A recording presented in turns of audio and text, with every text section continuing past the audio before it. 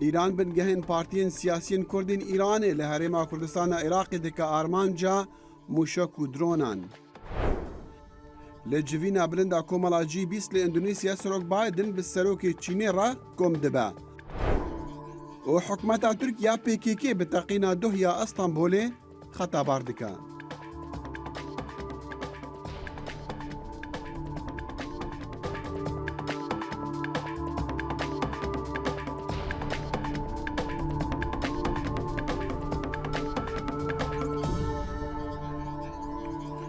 دم باش لواشنطن حفتي سبيديا رجع دشمبويا دقل برنامج ديا كورت كونكشن.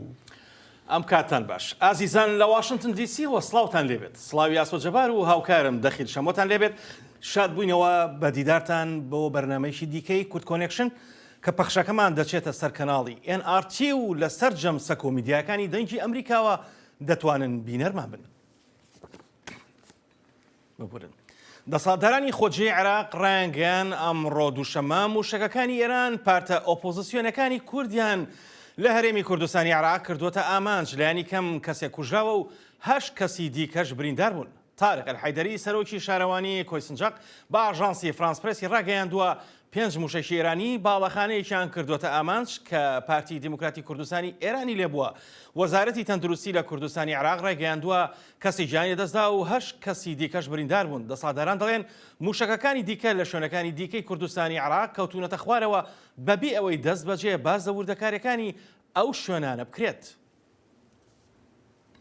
جبو زانیارین داوی لسروان ایریشن ایرانی لسر بنگهین پارتیین سیاسیین کردین اپوزیسیونا ایرانی داری ما کردستان عراق ده هر دو پیامبرین دنگ امریکا احمد زیباری لکویه و مثلا سنور کریم جی لزرگویز بمرنا سیدارم هر دو آماده بن احمد از جمتا دست پی بکم دیاره زیان مروی دوا ایریشا لکویس جغدا هبونا لسرویجی کود بجنی کلا بجنی قلای دموکرات.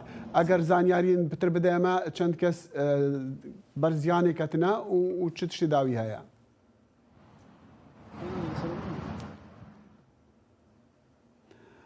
احمد اسیفیدارم دیاره کشین تکنیکی هنا پیامدی ما احمد زیباری کو وید بمره بتن لأن زعم أعطى شانديكو كيشانا وبكارب مرة بيانا يعني جي بأمنيرا دنج أمريكا سنور كريم أوجي بمرة بتن جبوكو زانيارين داوي لسر وان وإيريشا إيراني يعني إيرو لسر دو جهان يعني 3 جهان هاري ما كردستان العراق دايك لقلاي ديمقراط لكويا وياديجي ل زرگوزی کلی نزیکی سلیمانیه اسیبیدارم ام بکاربن پیوندیا پیامبر خورا دیسان درست بکنو جبو آگاهی داوی لسر وان ایریشان.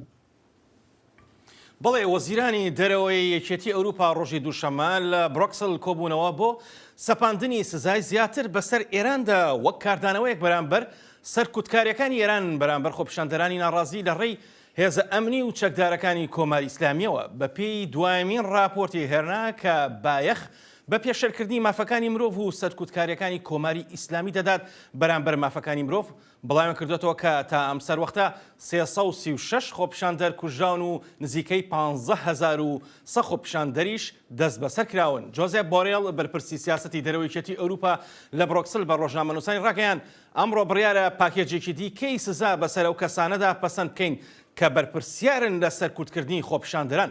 ئیمانوێڵ ماکرۆنی سەرۆکی فەڕەنساش سوپای پازارانی ئێرانی وەک ڕێکخراوێکی تیرۆریستی دەستنیشان کرد.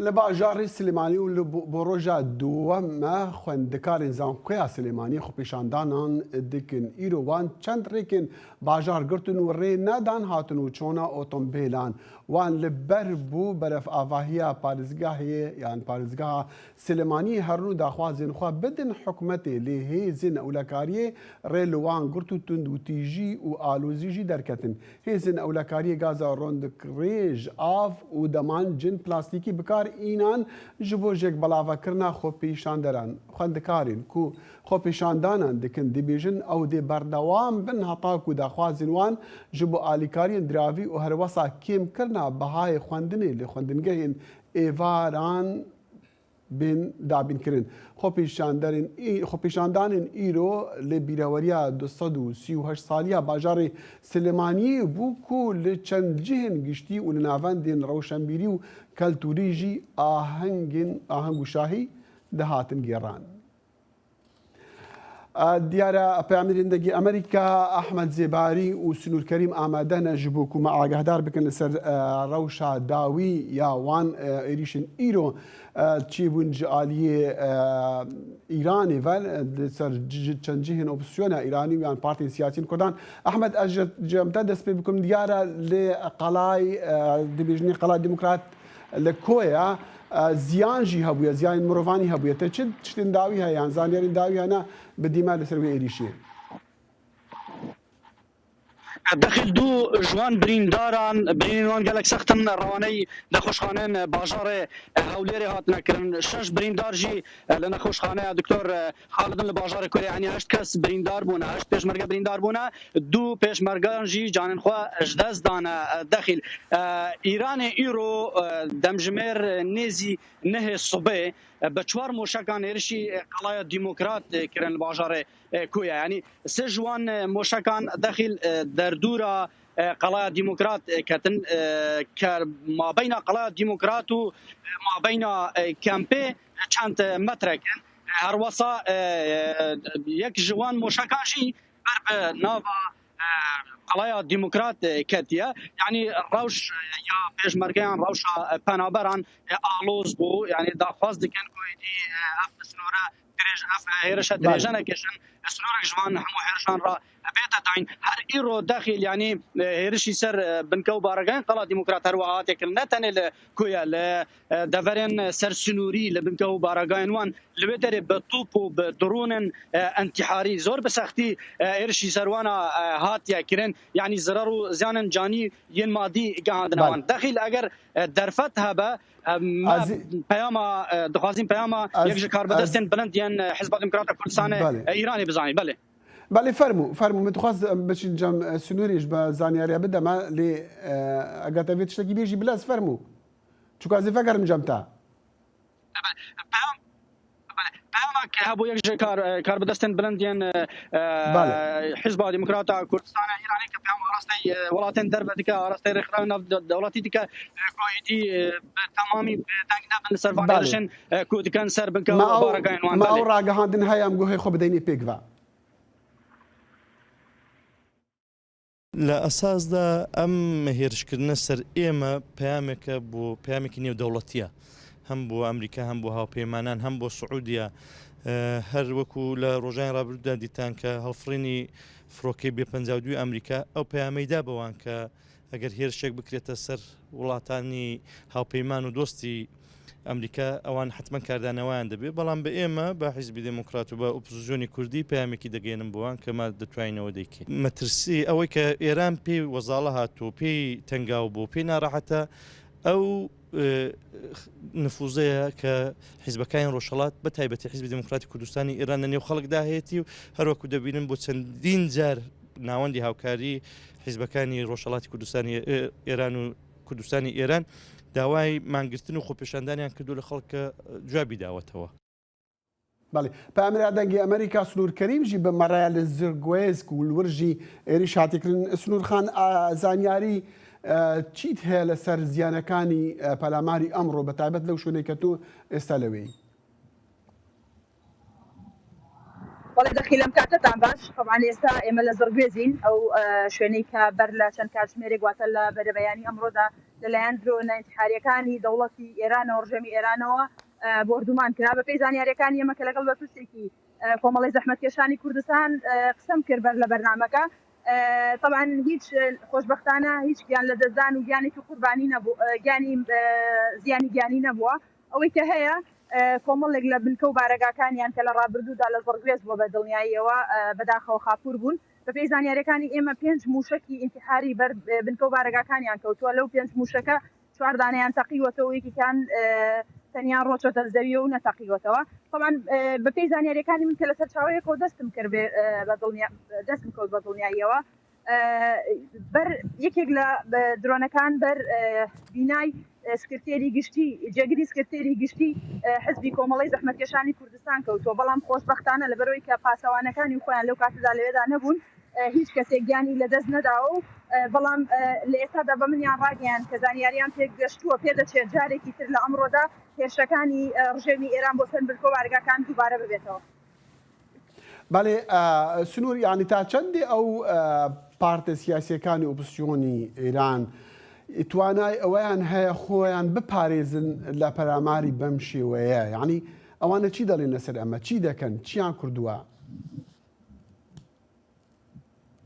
دەخیل من چەند ڕۆژێک بەر لە ئێستا خۆم سەردانی لە نزیکەوە سەردانی بنکۆ بارگاکانی حزبی کۆمەڵم کرد لێرە لە زەرگوێز و ئەوەی کە ئەوان تدبیرێکی باشیان بۆ خۆپارێزی لەم سنوورە کردووە ئەوەی کە من بینیم و خۆشیان باسییان لێوە کرد بەشێکی زۆر لە بنکە و بارەگاکانیان فێرگە ئەسکەری و سەربازی و مەدەنیەکانیان یاخود سیاسیەکانیان گواستێتەوە بۆ چیا و شاخەکانی کوردستان واتە زڕگوێز وەکو ناوەندی ڕابردووی کۆمەڵە لە ئێستادا کەم پێشمەرگەی تداماوە دەکرێت بڵێن هەر نەماوە لەبەرەوەی ئەوان بە شێوەیەک لە شێوەکان چەندین ڕێکاری ئەمنی خۆیان گرتوۆتە بەر و بنکە و بارەگای نوێیان بنیادناوە لە شاخەکانی کوردستان و ئامادەکاریان بۆم هێرشانە کردو ئەوان ڕایان گەیان کە زانیاریان هەیە لەبەرەوەی کە ئێران پێدەچێت ئەمە یەکەم هێرش بێواتە ئەمە سەرەتای دەستپێک و هێرشەکانی ئێران بێ بۆ سەر بنکە و بارەگاکانیان پێدەچێت لە ماوەکانی داهاتوودا دەوڵەتی ئێران بەم جۆرە هێرشانە نەوەستێت هەر بەر لەوەی کە بێ بە بەرنامەکەەوە دەخیل قسەم لەگەڵ بەرپرسێکی تری کۆمەڵی زەحمەتکێشانی کوردستان کرد کە لە چیاکانی برادۆست ماونەتەوە ئەو بە منی ڕاگەیان بەرەبەیانی ئەمڕۆ لە چیاکانی برادۆست و ئەو چیانەی کە ئەوان تێدا دەمێنەوە جارێکی تر لەلایەن دەوڵەتی ئێرانەوە ئەوانیش بۆمباران و بە درۆن هێرش کراوەتە سەریان و ئامادەکاریەکی گەورەی زەمینی کراوە ئەو بە منی ڕاگەیان دێمە زانیاریمان هەیە کە لە ماوەکانی داهاتوو بە شێوەی زەمینی ئێران نیازی هێرشکردنە سەر هەموو بارەگا و بنکەکانی حزبەکانی ئێرانی هەیە. بەڵام دیارە هێرشەکان لە زۆر شوێن بوونە تەنها لەو دوو شوێنەی هەرێمی کوردستانی عێراقدا نەبوونە. ئەحمەد من دەخواست شتە بپرسم عێریشا vê carê ئیران دەخواست چ پەیامی بدە نەڤیەک یا دوێ حکومەتا هەرێمی چ داخویانی دانا لەسەر vê؟ يعني بيامك ايران او كاربدستك بلان حزب ديمقراطية كردستان ايران منصور مرداوي من راغان كو بياما في جاري جدايا دخواز سرنجا ناوندن ميدياي رخصتي ناف نتوي ولاتين دربه بكيشات دربه سنورن ايران هر وها رشاجي بو سر خوبشان دران كو دبيجا خوبشان دران دكاريج دربه سنوران زيان بقينا نيران خواز زيان بقينا وانا من مخالفا تقال بوچونو تقال دولتي لورا ما قرتنا كسرطان سريل روشالات كردستان بريفا بتش جبروجا صبي بهايا ما سيروجا ما قرتن بريفا تشفاتي تشاوري كرن يشاف حزبين كرديين كردستان ايراني هلوستي خويا جدي راب قاين بو خلق كردستان ايراني ايران دخوازه همان دم دا بيام خاب قاينا فان حزبين كرديكو تصورتان دنا خاني شاندانا نكاش بركو خلق كردستان ايران باش كمازن جوان جبو دولت زلال بويا كو داريا فان بيامن حزبين كرديجي دكان كو لكن واجي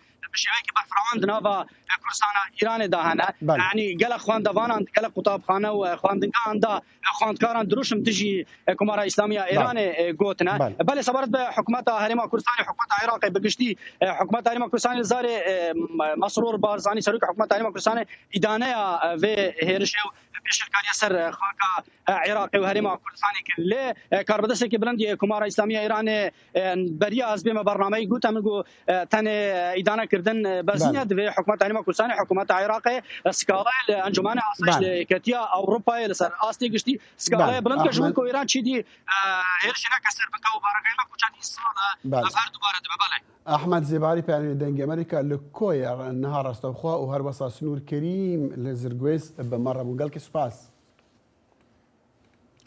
ماوەی 12 ڕۆژە هونەرمەندان و چالاکوانانی سربەخۆشە و ڕۆژ لە واشنگتن دەمێننەوە بۆ پشتیوانیەک بۆ ناڕزایەتیەکانی گەلی ئێران بەرامبەر ستەمکاری کۆماری ئیسلامی ئێران دەیانەوێت لە ڕێگەی هونەرەوە پەیامی خۆپشاندانەکان بگێنن. هاوکارمان یەحیا بەرزنجی سەردانی کردن و ئەم راپۆرتەی بۆ ئامادە کردوون.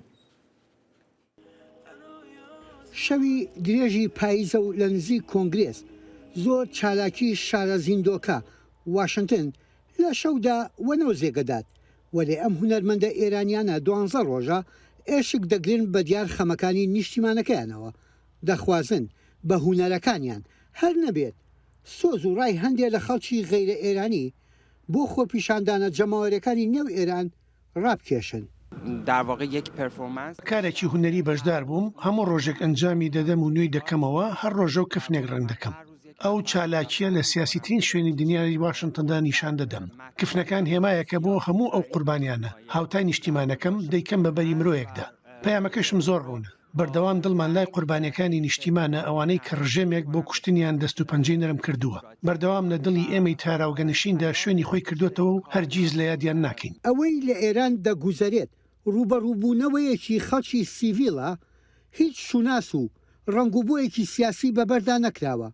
مەرگی کچە کوردەکە ژینا ئەمینی بووەتە هەوێنی تەقینەوە جەماوەریەکەی خەڵک هەرچەندە ئێران سەر ڕای داپلۆسین و فشارەکانی بۆ کبکردنەوەی هەوڵشی داوە دەنگە ناڕزایەتیەکان بە هیچ کوێ نەگات. بەدڵنیاییە بە پشتگیری شوڕەش دەکەین لە ئێراندا دەمانەوێت ڕێجێمەکە بگورترێت ئێدی بەسە خەڵکێکی زۆر لە ناوچوون ئەمە کەمترین شتەکە بیکەین. نامە بە حکومەت و سیناتورەکان دەنووسین بەردەوام دەبین تا دەگاتە ئەوەی ڕژێمەکە دەڕوخێت. خۆپیشاندان و چالاکیەکانی دەرەوەی ئێران ئەو پەیامە دەدەن بە دنیا کە خۆپیشاندەرەکانی بەردەم هەباشەی توندوتیژەکانی ڕژێمی ئێران تەنها نین. ئەم کفنە ڕەنگینانەش چیرۆکی تراژیدای نیشتیمانە لێرە ڕەنگ لە خۆی دەگرێ و لە ئێرانیش بە خوێن سوور دەبێت. دەبێت هەمومان پشگیریان بکەین بەبێ پشگیری هەر کامێکیان بێت ئەوان تەنها دەبن و کە تەنها بوون ناتوانن زۆر شت بکەن. ئێستا ئەو کاتەیە کە هەمومان دەست لە ناو دەستکەین تاوەکو بتوانین پشگیری خەڵقەکەمان لە ئێرانیش بکەین. لەم شەوە پاییزیە و سەرمایشی کەمەرشکێن چالاگوانەکان تەنها نین. ئەو میهرەبانیەش گەرمکەرەوەیە کە هەر دایکە و خۆراشێکی گەرم دەکات بە ڕۆحی سەرمابووندا. نزیکەی 10 ڕۆژەکە لە نزیک کۆنگرس ماونەتەوە هەوا ساردە بیرم لەوە کردەوە چۆن بتوانم لە ڕێگەی کارێکی باشەوە یارمەتیان بدەم. پیراشکی گەرم و شوربەیەکم بۆ هێناون تاوەکو ئەم جوانانە بە گەرمی بیخۆن. ژینایەکی کچە کورد هەبێنی شۆڕشەکەی ئێرانە هەرچەندە سەدانی وەک ژینا ئەو ڕژێمە کوشتنی بەڵام خۆپیشاندان هەر بەردەوامە. یحیا بەرزنجی دەنگی ئەمریکا واشنگتن. دەنگی ئەمریکا سەرچاوەی متمانە پێکراوی هەواڵ و زانیاری.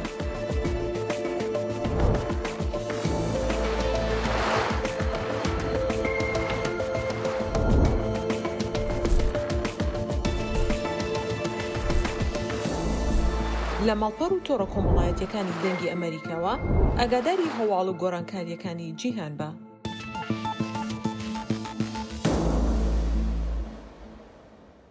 هێشتا بە فەرمی ئەنجامên هەڵبژاردنên nîvdemî ئەمریکا nehatin ragihandin lê demokrat dê piraniya encûmenê sînatoran bi dest bêxe li demê ku dê gera duwam ya hilbijartinan wîlayeta Georgia li 6 meha 12 werin kirin. Dê peyamekê lezgîn da ji bo dengderên alîgirên çepk û piştevanên namzedê demokratan Ralph Warnock'in wî got dengdana 6 meha 12 ji bo bidestxistina 51 ya ji sînatoran dê gelkê giring be heta ku ew baştir pêgehê demokratan qayîm bikin. Heman şêweyê hilbijartinan li sala 2021 ji bo serketina namzedê demokratan Ralph Warnock gelkê aloz bûn û 3 heftiyan jî vekêşa. Nû hilbijartina 6 meha 12 vê carê ji bo bidestxistina piraniyê di encûmenê sînatoran de nabe weka wê salê helbet ew jî piştî derketina encamên Arizona û Nevada ku her du namzedên demokratan serketin. دیموکراتەکانی ئەمریکا کۆنتڕۆڵی ئەنجومەنی سیناتی ئەمریکایان پاراز دوای سەرکەوتنی سیناتۆری دیموکراتەکان کاترین کۆرتێز ماستۆ لە ویلایەتی نیڤادا. دیموکراتەکان 50 کورسیان لە کۆی 100 کورسی ئەنجومەنی سینات بردەوە. ئەمە بێجگە لە یەکلاییبوونەوەی دەنگەکانی ویلایەتی جۆرجیا، بەڵام هێشتا کۆنگرس یەکلایی نەبووتەوە. سەبارەت بۆ پرسە لە واشنگتنەوە هاوکارمان نەجیب باڵاییمان لەگەڵدایە. نەجیب ئەم کاتت باش دوای کۆنتڕۆڵکردنی ئەنجومەنی سیناتۆرەکان چ کاریگەریەک دەبێت سەر کارنامەی دیموکراتەکان و ویلایەتەکان بۆ سەرۆک بایدن؟ ئاسۆ وەک دەزانی و کۆماری بەری ئەنجامên هەڵبژارتنان وەسا بوان دخۆیاک و ئەوێ پێلێن سۆر gelek پێش بکەون لێ وسا دەرنەکەت ji bo دیموکراتان gelek xemgînî hebû ku eger herdû civatan wêneran û civata sînatûran ji dest bidin komarî kontrola wan herdû civatan bikin karnameya Serok Biden û ejendeya wî ya heta niha rê xistî wê gelek zehmet bibe bi taybet dixalên weke dosya rovî wê ya ji ber birina zarokan her wisa plana ya bîma tendurustî plana alîkariya malbatên ku dexlê wan an ku dehatê wan kême û alîkariya civakî her wisa alîkariya Ukrayna ji aliyê navnetewî jî ve jî Ukrayna ku gelek giring e niha di siyaseta Amerîkada komarî wisa bû çûn ku ew ê rê bigirin li ber hindek harîkariyan ji bo Ukrayna. Ev jî wê bandoreke rast hem li rewşa Ukrayna kirboyo hem jî rewşa navxweyî ya Amerîka. Dîsan plana binesaziya Amerîkî ya ku bi milyaran dolar hatine terxankirin wê asteng ketbayet nava planan da û gelek karnameyên demokratan û Serok Bidenî wê rawstaban û rêgirî kirban. باشە نەجیب کاردانەوەی کۆماریەکان سەبارەت بە ئەنجامەکانی تا ئێستای هەڵبژاردن چییە و چۆن دەبێت؟ ئاسۆ نەها پشتی ئەنجامên نەفەرمی دەرکەتن ku دیموکراتان کنترۆلا civata sînatê kiriye heta raddekî دیموکرات ahengan digerin û komarî jî ketnet nava nakûkiyan da hevdû tawanbar dikin. Niha meselen yek ji lîderên komariyan û sînatûrê Missouri Josh Hawley di tweetekê da rexneyên tund li komariyan li partiya xwe girtin heta gotî ev partiya êdî miriye divêtin ku em ji nû ve vê partiya ava bikin û ji nû ve dest bi planekê bikin. Duberiyat navbera fermandarê yê Florida Ron DeSantis û serokê berê yê Amerîka Donald Trump da di helbirînekê de ye yanî di berzbûnekê de ye nakûkît navbera wan da mezin dibin. Tê çaverêkirin ku sibe serokê berê yê Amerîka weke wî da bû xweyakirin ku ew ê sibe gotarekê pêşkêş bike wesa tê çaverêkirin ku dibe ew ê xwe berbijar bike bû hilbijartinên 2024 lê piştî têkçûna heta raddekî ya komariyan yanî hiç nezalale kavê xwe ragihîne an weke berbijarê 2024. بەڵێ نەجیب سپاس بۆ کاتە. سوپاس. سەرۆکی ئەمریکا جو بایدن لەگەڵ سەرۆکی چینی شی جینپینگ جڤیا ئیرۆ دوشەمبێ لە باڵی ئەندونوسیا و هەردوو سەرۆک ئامادەی جیڤینên bilindên کۆمەڵا وڵاتên G20 dibin. Berî civînê Serok Biden spasiya Serokê Çînê kir û pîrozbahiya wî kir bi helkefta wergirtina gereka diya serokatiya Çînê. Ev civîna wan ya yekem bû nêzîkî 2 salan piştî Biden ketî koşka spî wek serok. Biden got jî ku cîhan çaverî rolê serekeyê Amerîka û Çînê diket dê çareserkirina aloziyên cîhanê da wek pirsên jîngehê û neewlehiya dabînkirina خواردنê jî civîna Biden şî hatkirin hevdemê girjiyan di nêvbera herdu welatan da ku berêkaniyê ji bo pêtir karîgeriyê li ser pêşhatên cîhanê dikin. Berî wê civînê jî Biden bi serokê Endonusya ra civiya bû. ئەمڕۆ دووشەمە ڕەجەب تەیب ئەردۆغان سەرۆکۆماری تورکیا و ئەمینە ئەردۆغانی هاوسەری بەمبەستی بەشداریکردن لە کۆبوونەوەی لوتکەی گروپی 20 گەیشتە دوورگەی بالی لە ئەندەنوسیا. سەردانەکەی ئەردۆغان تەنها یەک ڕۆژ دوای کوژانی 6 کەس و برینداربوونی 81 کەسی دیکە بوو لە تەقینەوەیەکی کوشندە لە ناوەڕاستی ئیستەنبول لە ڕۆژی یەکشەممەدا. سلێمان سۆلۆ وەزیری ناوخۆی تورکیا ڕۆژی دووشەمە بە پێی هەژماری ئاژانسی ئاژانسی دەوڵەتی ئەنادۆڵ بە زمانی نزی دەردەچێت لە تویتەر ڕایگەیاندووە ئەو کەسەی کە بۆمبەکەی لە ئەستەنبول داناوە لەلایەن پۆلیسەوە دەستگیر کراوە. شيخ محمد بن زايد آل نهيان ميري ميرجهن عربي ديجال هفبري خوي اندونيسيا جوكو ويدو دو امادي فكرنا مسقفت تكيبون سازيا بنابي شيخ زايد او مسقفت لسولو فكر وكر دياريش بو خلقي اندونيسيا مسقفت تيرا جيفينا 10,000 نويشكاران دكا سردانا الشيخ محمد بن زايد آل نهيان جبو اندونيسيا يا يكمبو او جبو امادي جيفينين كومالا جي بيست با لبالي. دەنگی ئەمریکا سەرچاوەی متمانە پێکراوی هەواڵ و زانیاری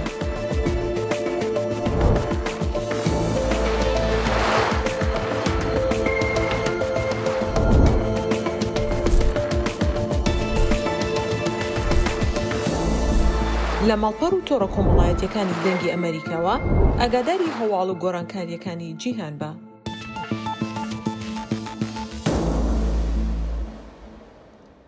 سولەیمان سۆیلۆ وەزیری ناوخۆی تورکیا ڕۆژی دووشەمە چەکدارانی کوردی بە هاوکاری تەقینەوە کەزانی و هۆی کوژانی کە بۆ هۆی کوژانی 6 کەس و برینداربوونی 81 کەس لە شەقامی سەرەکی بازاڕێکی ئیستانبول و ڕایانگەیان کە پۆلیس 22 تومەتباری دەستگیر کردووە لە نێویاندا ئەو کەسەی کە بۆمبەکەی چاندووە. سۆیلۆ ئاماژەی بەوەش کرد فەرمانی هێرشکردنە سەر شەقامی ئیستیقلالی ئەستەنبول لە شاری کوبانیەوە دەرکراوە کە یەکێکە لە شارەکانی ناوچە کوردنشینەکانی باکووری سووریا. ئیستانبول لە ماوەی ڕابردوودا لەلایەن چەکدارانی کورد و ئیسلامی و چەپەوە کراوەتە ئامانج لەقێکی پەکەکە بانگەشەی ئەوەیان کردبوو کاتی خۆی کە دوان لە تەقینەوەکانی دەرەوەی یاریگای تۆپیپەی ئەستەنبول لە مانگی 12 ساڵی 2016دا کە بۆ هۆی کوژانی 38 کەس و برینداربوونی 155 کەس ئەوان ئەنجامیان داوە. ئەگەر چیچ لایەنان بەرپرسیارە خۆشی تەقیەنە دوه لە ئەستەنبولی نەڕاگەهاندیە لە حکومەتە تورکیا پێکێکی تاوانبار دەکات لە گۆڕا دەستگەین پەیامانجی هەنە کەس هاتنەگرتن بە تاواناوی تەقینی گەلوکی هاتیەگرتن و ئارمان جاوی تەقینی یاکو بەکارێکی تیرۆریستی تێ بنافکردن چ بوو بە مەراپە ئەمری دەنگی ئەمریکا لە ئەستانبولی مەم بۆتانی مەم دەم باش ئەم چ لەسەروێ تەقینی دەزانن و بەتایبەتژی ئەو کەسین و هاتی نەگرتن و دەستگەین پەیامان بەحەز دەکرد چی کەسن مەم دەنگێ متێ دیارە دەنگێ مە ناگەها مەم خابن دیسا کێشێک تەکنیکی هەیە هیویدارم پەیوەندی بە مەم ڕەباش بە هەتاوی دەمێ مە دوخواست ئەم بتر زانیاریە بزانن لەسەر وی تەقینا و دوه لە ئەستانبولی بووی ژمارە قوربانیان کوتێ گوتن 8 کەس هاتنە کوشتن و ژمارەکە دی یامەزن بەلکی هەشتی کەسان بریندار بووە هاتیە گوتریژی و هەنێک هاتنەگرتن ئەگەر مەشیە جارەکەی پەیوەندیە بە پانەمێرە خۆڵ بکەن بزانین کە ئەو کەس کینە هاتینەگرتن و چ زانیاریە نو هەنە. دوای 8 ساڵە دامەزراندنی بەڕێوەبەرایەتی خۆبەڕێوەبردن لە باکووری ڕۆژهەڵاتی سووریا تا چەند خەڵکی ژێردەسەڵاتی ئەو قەوارەی رازین لە بەڕێوەبردنی ئەو ناوچەیە. لەو راپۆرتەدا بۆچوونی ژمارەیەک لە خەڵکی قامیشلۆ ڕاوبۆچوونی خۆیان دەخەنە ڕوو زوربەیان ڕخنە دەگرن بەهۆی بارودۆخی ئابووری و ئەمنیەوە. پشتی 8 ساڵان ji derketina herêmên Kurdên Sûriyê jêr kontrola hikûmeta Sûriyê ji bajarê Qamişlo çawa kar û barê rêveberiya xwecehî dinirxînin gelo heya kîjan radeyê ew jê razî ne. Mihemed Umer di xwaringehekê de kar dike dibêje şert û mercên jiyanê dijwar in. Divê rêveberiya xweser aramiyê peyda bike da ku rewşa aborî li herêmê geş bibe. Hereka wê karê wê pir xweş e bes tirs pir heye yanî alem tirsin. Li aliyekî din hin şîneyên bajêr diyar dikin ku rêveberiya xweser têkiliyên xwe de yên bi derdor û deverê re lawaz e û ev yek bandorê li ser rewşa ewlekarî û geşepêdana aborî dike. Wala ewaya îca ew ji xwe arkek li ser milê wayê ge ew pêwendiye wa bi Emerîkana re kesê xwedî biryar divirdi bo buwarê yanî elaqatnî wa xweş bin tişna mekasibna pêk bînin yani ev ji wa tê xwestin yanî. Li aliyekî din قامشلویی آماجه بوی یکی دکن گو هری من ریوبریا خسر جهری من دنیا سوریه باشدرن گو آرامیا نافخویی و خدمت گزاری لهنه. خدای الگور نرینا من بیجم ان شاء الله روج بروج باشتر دبی یعنی ان شاء الله به خوشتر ببی ولو نامینه تفهم کر.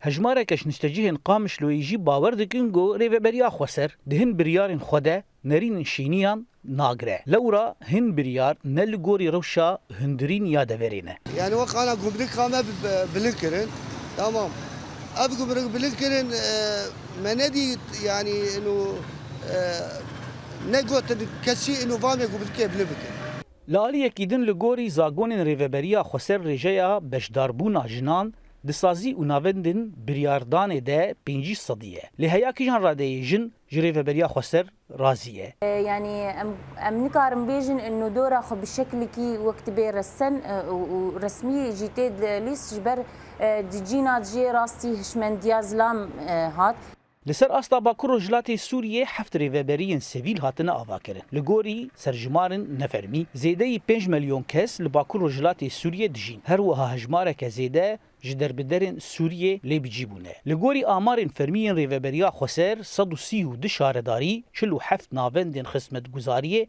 و زیده تری 163 ستاتیوین آوا بخوارنی هنه لگوری برپرسن ریوبریا خسر بودجایا و سالی گو 980 میلیون دلار امریکیه جبو سکتورین گشتی هاتیه ترخاندن لگوری رایدارین ریوبریا خسر گفن ترکیه و نبونا آلیکارین مرووی بار ریوبریا خسر گراندکه گو او سدمن سرکنه گو ری لبرگ شبیدانا اولکاری و اکونومیک دگره زانا عمر دنگ امریکا قامشلو لأفغانستان يجي حكومة طالبان بند كرين وقد كرين دانيا سر خانمان جبوكو دركفن لباركين جشتين بايتختي وللسيرانجا هنجي افجي چند مهان بو پشتی کو طالبان فرمان دای جدا کرنا جنو میرانجی خلق عادتی افغانستانیه تایبه جی پایتختی و کاردارن پچوک جی رخنه لوی پنگاوا طالبان داوی دگرون دی بیجن او کاریگریه بکه لسر جیانوان و تایبه جی مالبات و زاروکان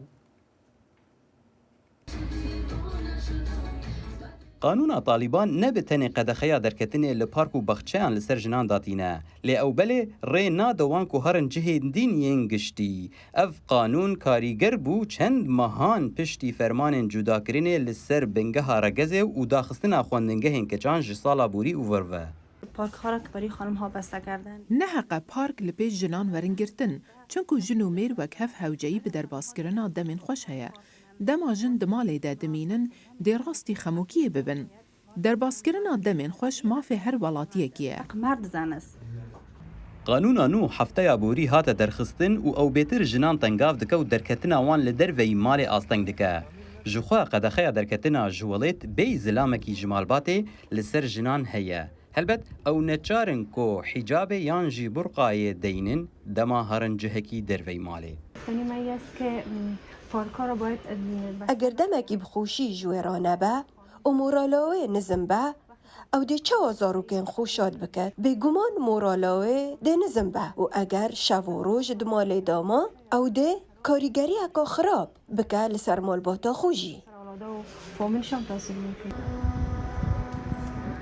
جبر وی بریارا کاربدستن طالبانی پرانیا لیستکن زاروکان لپارکا زازایی یا کابل راوستیانه جبلی قزنجن آبوری لیستکن دوی بخچه ده دیمنک بدویه باجر بون نوها دیمنن جنن زاروکن خوداتینن جبو درباسکرین آدمک خوش و جوینن مالباتان ندیارن اف نوچه بویه سدما دلگرانیا جن و کارمندن پارکان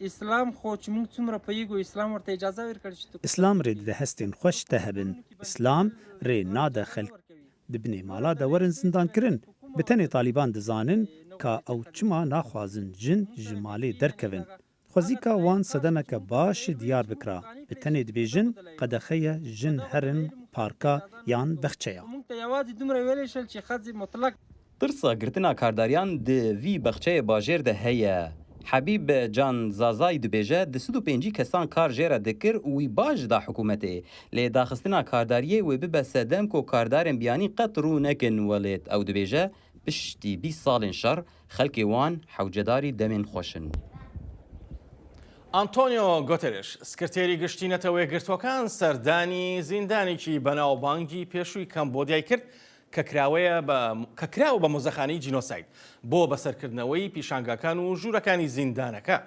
هەروەها چاوی بە ڕزگاربوانی زەبر و زەنگی ڕژێمی خەمێری ڕۆژکەوت کە لە ساڵانی 1974 بۆ 1979 ڕزگاریان بووە لەو ستەمکاریانە. سکرتێرە گشتیەنەتەوەی یەکگرتی ئانتۆنیۆ گوتێرێس سەردانا گردیگەها بەریان ناودار لە کەمبۆدیا کرد دەمێک واو لە پایتەختێ پنام پێم بۆژ بۆ ئامادەبوونەوەی بولودگەیە ئاسیان.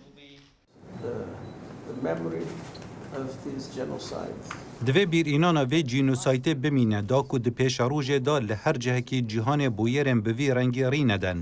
لو ما دوی امریزه لکسین کو لویر هاتینه کشتن به باشترین شیوه بگرین دا پشتراز بکن کو چیروکاوان چجارا نه تجبیر کرن.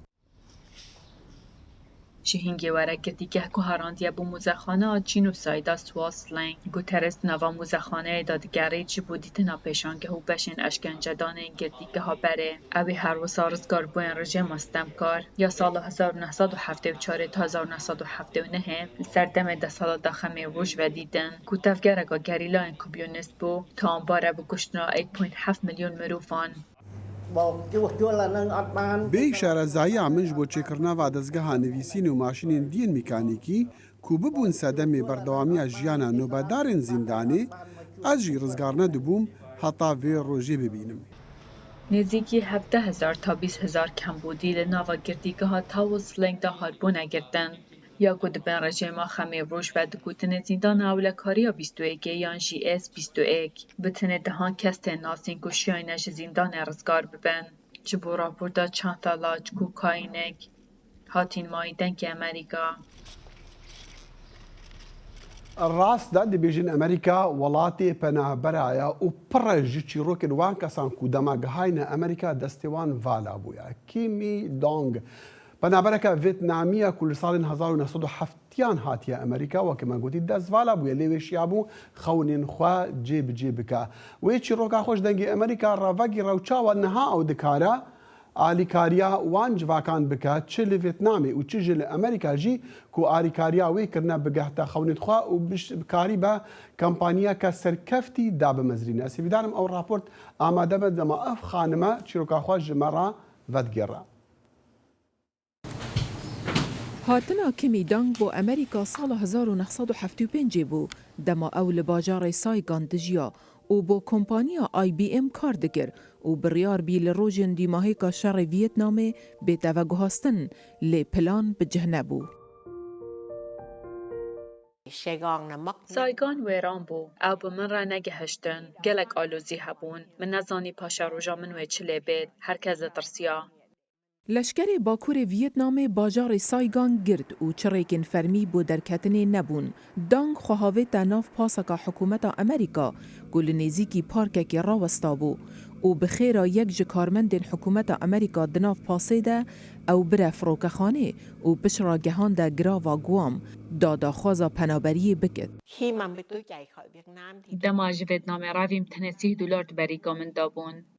پشتی ئەو گەهشتا گوام خواگەهاندا گراوا وێک و پشڕاچۆ ویلایەتا پەنسلڤێنیا سەرە ڕایک و کێم ئینگلیزی دزانی. دداویە لە باژارێ بەفەزدا یا ویلایەتا مێریلند نیشتەجێ بوو و دیگەل کۆمپانیا IBM یا کۆمپیوتەران حیا ساڵە 1987 کار کرەوە.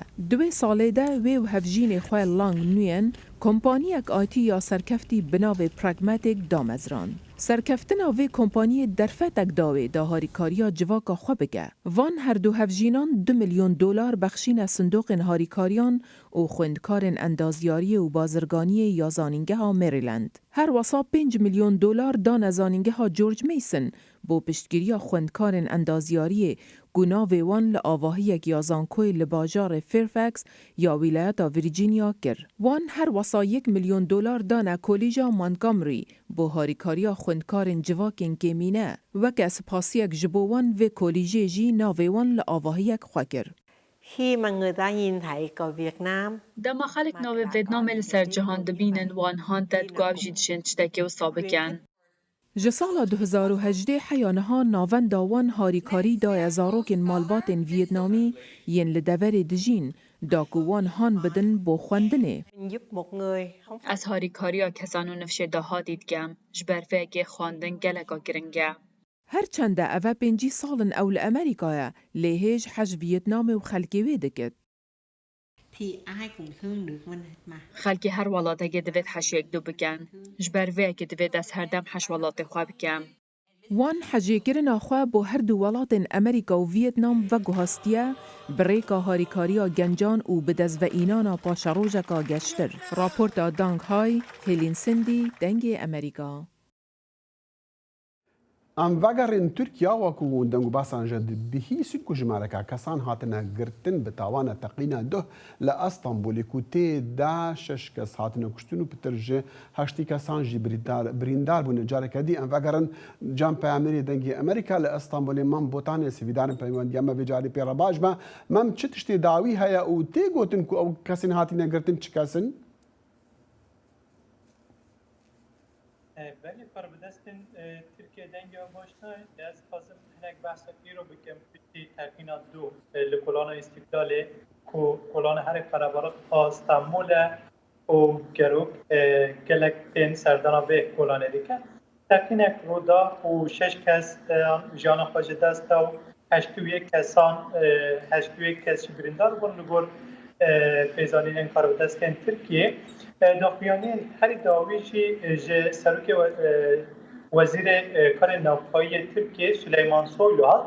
Süleyman Soylu rast ev teqîn bi Partiya Karkerên Kurdistanê û Partiya Yekîtiya Demokrat vegirê da û li ser vê yekê jî got em ê gefa tolhilanê standina tolê xwar.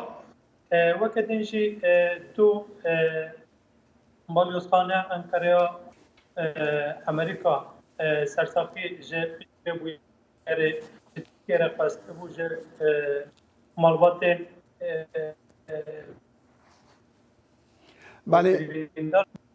ser axivî û got em vê sersafiya Amerîka qebûl nakin û em red dikin.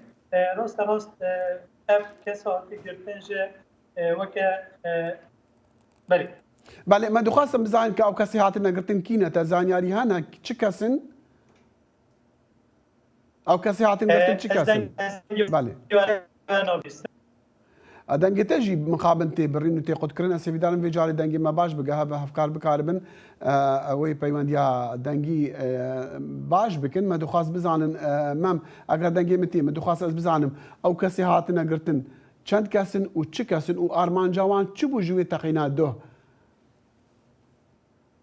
Belê weke me guvadin jî got 81 kes birîndaran li Wezîrê Karên Navxwayî Tirkiye Soylu şêvedin derengiya şêve got ku 5 kes ji wan ji nexweşxaneya derketine û ewşandinan malên wa lê du jê giran în sûyek birîndar li nexweşxaneyên li Taxa Beyoğlu û derdora vî cihê teqînê ne. Malbatê wan ji li werin îro ji rewşeke awertenîne lê me gel welatî û esnafan axivî hewtirsa du hewtirsa teqînê hîn ji li ser wan heye. Îro qerenkî danîn wer û waliyê hem waliyê Stenbolê hem ji Wezîrê Navxwayî Tirkiye Süleyman Soylu li wer bûn. Belê mem niha dengê min tê giheta yan na sêvîdarim vê carê dengê min bigiheta. Diyar e برنامه هفترنگ برنامه کنری یا بشی کردی لدنگی امریکایی از لقمان احمد هر دو هفتی جارکی و دبم گرکی ناو اختی چاندو نرارنگی بمرنه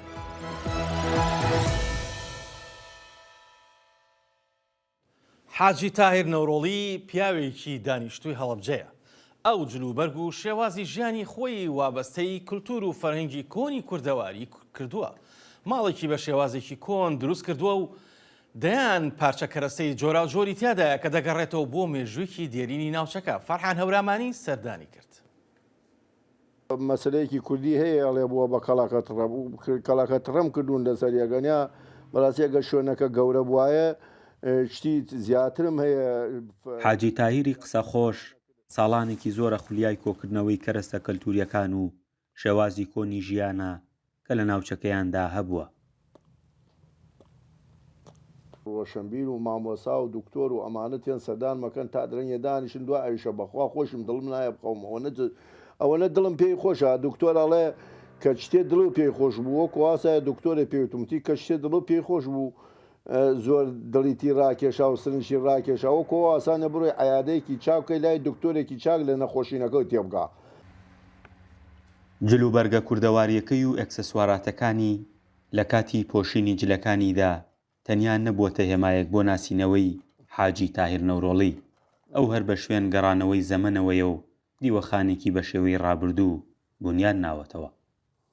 قوربانۆک و عەرزم کردی دوای خۆ من چوزانم چی بێت کەسێکمان نەبینیوە زیێن و بێتەوە ئیساوە خەلیفەی قەسری خەلیفە ئیمساڵ لە کوێی پێژن دوبەی هەمووبەی ئەرێن هەموو یەکەم دەوڵەمەنی هەموو عالەمە باشە ئیستا زیێنەوە بێتەوە بزانێت قەسرەکەی بینێتەوە سەریە بەعاتەوە بزانێت ئەم هەموو سەروەت و سامانە جێیەڵا چیوە سەرهاو دوای خۆم چوزانم دوای خۆ من نایەمە بۆم ژوورە ئەمە لە هەمووی کۆنترە.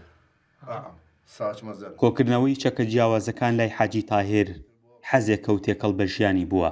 ئەو کڕیاری دیاری چەکە کۆنەکانە بۆ دیوەخانەکەی تا بیان خاتە بەردەم ئەو کەسانەی کە حەزیان لە چەکە. خۆی ئەگەر ئەسلی کۆن بۆی بڕێت و ئەسلی کۆن ئەم ساچمەزەنە لە هەمووی کۆنترە چونکە هیچ سیلاحە نەبووە ئەم ساچمەزەنە ئەو کاتە تاپڕ نەبووە ئەم ساچمەزەنە بوو ئەم ساچمەزەنە ئامە اینجا دوای ئەوە تێتەوە بۆ سەر ئەم یانزە تیر هەر کۆنە مەسەلا بڕنەوی وەسەت هەر کۆنە مەسەلا ئەمە دارداشە هەر کۆنە کورە جاچی ئەمە دارداشی پێشتیرە هەر کۆنە ئەمە سێتیرە. لە هەموو فیستیڤاڵ و کۆبوونەوە کللتوری و فەرهەنگیەکان تابلۆی حاجی تاهیر و ڕازانەوەی جلوبەرگەکەی جێگەی سەرنجە هەمیشەش لەو چالەکیانەدا ئامادەیە. فەرحان هەورامانی دەنگی ئەمریکا هەڵەبجە. پەیوەندی دنێبەرە هەردوو کوریاندا گەشتنە خراپترین ئەسل دەمێ کوریایە باکوور ڕاکێتان تاقی دیکە و یا باشوورژی تاقیکردنین چەکداری دە هەرێمێدا دیکە دەنگی ئەمریکا سەردانە هەرێمێکی کریە و خەڵکی وێ گەڵکی دەترسن تێکەلیەن وان هەردوو وڵاتان خراپتر لیوەرن. کیم بوژان ئەوێدە حەوت ساڵە لە گراوە یانگ پیانگ دژی. لەو هێشتا جی فێری تەقینên ڕاهێنانên leşkerî yên nêzik ku mala wê dihêjîne nebûye. Artêşa me îro teqînan dike çima dema ku em teqînan dikin ez ditirsim dema ku Kuriya Bakur teqînan dike ez ditirsim ez ji her tiştî nîgeranim. Niştecihên Yangpyang wan rojane bi taybetî nîgeran in. Li peravên nêzik Koreya Bakur û ya Başûr meha borî teqînên hişyariyê li hev dikirin. Nêzîkî peravê keştiyek deryayî ya Koreya Başûr çavdêriyê dike. Niştecihên lêre dibêjin di demên dawiyê da dengên teqînan zêdetir bûne. ماکی خەمان ناکەن لە هەموو دەرودۆرێن vê derê ez dengê gulan dibîsim. پرانیا vê giravê avahiyên leşkerî ne ji ber ku Kuriya Bakur pir nêzik e û tenê 5 kilometran ji me dûr e. Bakur bi hêsanî têdîtin bi taybetî di rojek sahî da. Di avên hestiyar da masê girtin zehmet e. Taybetî niha.